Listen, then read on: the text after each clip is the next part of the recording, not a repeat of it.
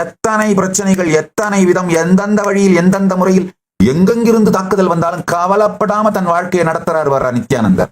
யாராலும் எதுவும் செய்ய முடியாமல் தன் வாழ்க்கையை நடத்துறாரு வர்றா, விரும்பியபடி சர்வ சுதந்திரத்தோட நடத்துறாரு வர்றா. இந்த ஒரு விஷயம் நீங்க எல்லாரும் ஏத்துப்பீங்க.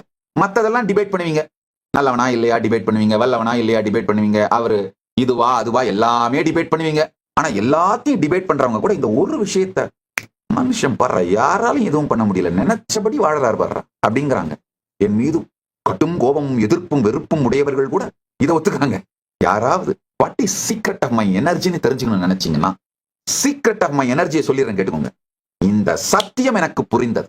நாடகத்தின் ஹீரோவாவும் வில்லனாவும் ஆடியன்ஸாவும் நாடகத்தை ரசிக்கின்ற ரசிகர்களாகவும் விமர்சிக்கின்ற விமர்சகர்களாகவும் எல்லாமாகவும் நான் தான் இருந்து நடத்தி கொண்டிருக்கின்றேன். இந்த மொத்த ஷோவையும் இந்த மொத்த பர்ஃபார்மன்ஸையும் என் வாழ்க்கையில நான் தான் நடத்திட்டு இருக்கிறேன்ற சத்தியம் எனக்கு புரிஞ்சுதுங்கய்யா.